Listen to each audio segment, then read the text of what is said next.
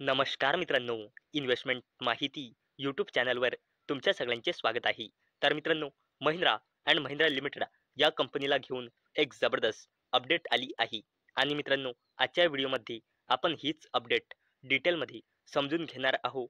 तसेच आजच्या व्हिडिओमध्ये महिंद्रा अँड महिंद्रा लिमिटेड या कंपनीची थोडी बेसिक इन्फॉर्मेशन सुद्धा बघणार आहोत. आणि मित्रांनो, व्हिडिओ स्टार्ट करायच्या पहिलेच मी क्लिअर करून देत आहे की हा व्हिडिओ मी फक्त आणि फक्त एज्युकेशन पर्पजसाठी बनवत आहे.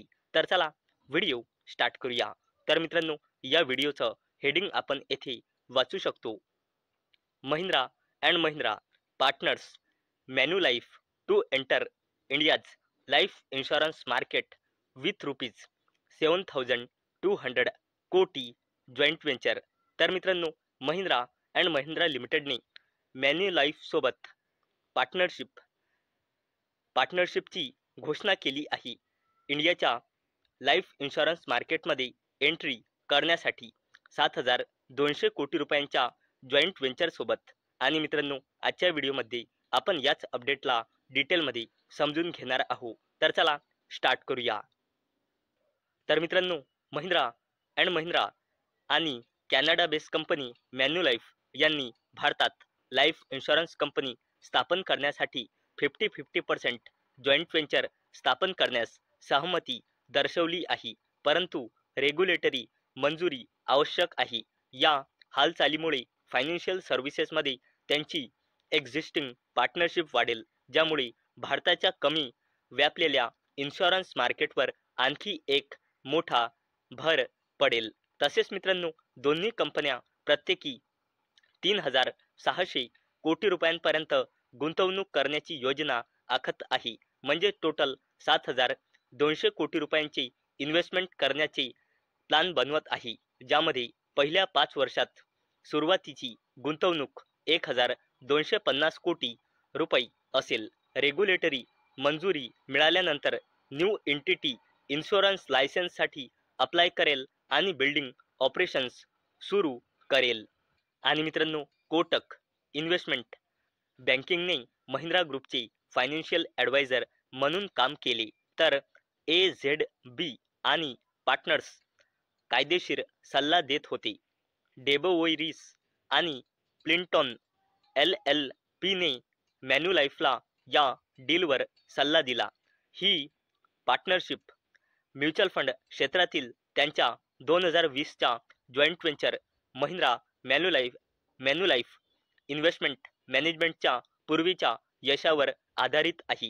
ही न्यू लाईफ इन्शुरन्स कंपनी भारताच्या वाढत्या प्रोटेक्शन आणि सेव्हिंग्स सोल्युशन्स गरजांना टार्गेट करेल, विशेषतः रुरल आणि सेमी अर्बन एरियामध्ये.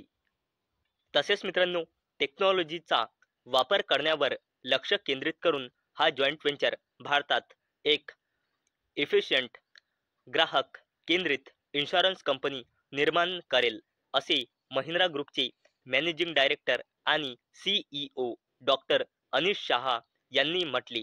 तसेच त्यांनी म्हटले की आम्हाला विश्वास आहे की हा जॉईंट व्हेंचर आमच्या शेअर होल्डर्ससाठी मिनिंगफुल व्हॅल्यू क्रिएट करण्याची एक अतिशय आकर्षक ऑपॉर्च्युनिटी प्रोव्हाइड करतो. तसेच मित्रांनो, मॅन्युलाइफचे प्रेसिडेंट आणि CEO फिल विदर्टन यांनी कंपनीच्या एशिया विस्तारातील हा एक महत्त्वपूर्ण टप्पा असल्याचे म्हटले. हे आमच्या डायव्हर्स पोर्टफोलिओला मजबूती देईल आणि फ्युचरमधील मोठ्या अर्थव्यवस्थेत ट्रेमेंडस ग्रोथसाठी आम्हाला स्थान देईल, असे ते म्हणाले. या जॉईंट व्हेंचरचे एम म्हणजे उद्दिष्ट 2047 पर्यंत भारताच्या इन्शुरन्स फॉर ऑल गोलमध्ये योगदान देणे आहे, जे वेगवेगळ्या इन्कम सेगमेंट्ससाठी लॉंग टर्म प्रोटेक्शन आणि सेव्हिंग्स प्रोडक्ट्स ऑफर करते. तर आतापर्यंत आपण बघितले की महिंद्रा अँड महिंद्रा या कंपनीने मॅन्युलाइफ सोबत जॉईंट व्हेंचर करून इंडियाच्या लाईफ इन्शुरन्स मार्केटमध्ये एंट्री करण्याची घोषणा केली आहे. आणि आता आपण पुढे महिंद्रा अँड महिंद्रा लिमिटेडची थोडी बेसिक इन्फॉर्मेशन जाणून घेऊया। तर मित्रांनो, जर आपण या कंपनीचा शेअर होल्डिंग पॅटर्न चेक केला तर अवेलेबल डेटानुसार कंपनीमध्ये प्रमोटर्सची होल्डिंग आहे 18.43%, FISची होल्डिंग आहे 38.04%, DISची होल्डिंग आहे 29.95% आणि या कंपनीमध्ये पब्लिकची होल्डिंग आहे 9.93%. आणि मित्रांनो, जर आपण पूर्ण फायनान्शियल इयरचा परफॉर्मन्स बघितला तर या कंपनीची सेल्स पूर्ण फायनान्शियल इयर 23 मध्ये होती 1,21,269 कोटी रुपयाची. फायनान्शियल इयर 2024 मध्ये या कंपनीची सेल्स होती 1,40,000. तसेच या कंपनीची सेल्स फायनान्शियल इयर 25 मध्ये होती 1,60,000 कोटी रुपये. तसेच या कंपनीचा नेट प्रॉफिट फायनान्शियल इयर 23 मध्ये होता 11,000 कोटी रुपयांपेक्षाही जास्तीचा.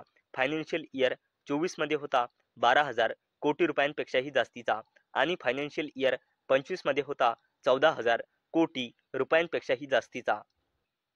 चला मित्रांनो, आता आपण महिंद्रा अँड महिंद्रा लिमिटेडची स्टँड अलोन बॅलन्स शीट बघूया. तर या कंपनीचा रिझर्व अँड सरप्लस लगातार वाढत आहे. 43,500 कोटी रुपयांनी 38,000 कोटी रुपये, 42,000 कोटी रुपयांनी 51,000 कोटी रुपये आणि करंटली आहे जवळपास 62,000 कोटी रुपये. तसेच कंपनीचा लॉंग टर्म बोरोइंग कमी झाला आहे 2,331 कोटी रुपयांनी 1,134 कोटी रुपये आणि करंटली आहे 1,055 कोटी रुपये. तसेच कंपनीची शॉर्ट टर्म बोरोइंग कमी होत आहे 2,312 कोटी रुपयांनी 450 कोटी रुपये आणि करंटली आहे 80 कोटी रुपये. तसेच कंपनीचा कॅश अँड कॅश इक्विव्हॅलंट्स लगातार वाढत आहे 3,500 कोटी रुपयांनी 4,500 कोटी रुपये, 5,500 कोटी रुपयांनी करंटली आहे कंपनीचा कॅश अँड कॅश इक्विव्हॅलंट्स जवळपास 11,000 कोटी रुपये आणि कंपनीची कॉन्टिंजंट लायबिलिटीज कमी झाली आहे 22,000 कोटी रुपयांनी 16,000 कोटी रुपये. आणि मित्रांनो, कंपनीची कॉन्टिंजंट लायबिलिटीज कमी होणे हा एक कंपनीसाठी पॉझिटिव्ह साईन मानला जातो. आणि मित्रांनो, अवेलेबल डेटानुसार म्हणजे सप्टेंबर 2025च्या डेटानुसार महिंद्रा अँड महिंद्रा लिमिटेडमध्ये प्रमोटर्सची होल्डिंग आहे 18.44% आणि या कंपनीमध्ये प्रमोटर प्लेजिंग पर्सेंटेज आहे 0.02%. तर मित्रांनो, आजच्या व्हिडिओमध्ये आपण सर्वात आधी बघितले की महिंद्रा अँड महिंद्रा लिमिटेड या कंपनीने मॅन्युलाइफ सोबत जॉईंट व्हेंचरची घोषणा करून इंडियाच्या लाईफ इन्शुरन्स मार्केटमध्ये एंट्री करण्याची घोषणा केली आहे. तसेच आपण नंतर महिंद्रा अँड महिंद्रा लिमिटेडची थोडी बेसिक इन्फॉर्मेशन सुद्धा बघितली आहे. तर मित्रांनो, मला अपेक्षा आहे आजचा आपला व्हिडिओ तुम्हाला इन्फॉर्मेटिव्ह वाटला असेल. तर मित्रांनो, जर तुम्हाला हा व्हिडिओ इन्फॉर्मेटिव्ह वाटला असेल तर या व्हिडिओला लाईक करा आणि चॅनलला सबस्क्राईब करा. आणि मित्रांनो, हा व्हिडिओ मी फक्त आणि फक्त एज्युकेशन पर्पजसाठी बनवलेला आहे. माझ्याकडून काहीही रेकमेंडेशन नाही की तुम्ही या स्टॉकला बाय करा, सेल करा किंवा होल्ड करा. तर चला भेटूया नेक्स्ट व्हिडिओमध्ये. तोपर्यंत टाटा, बाय बाय.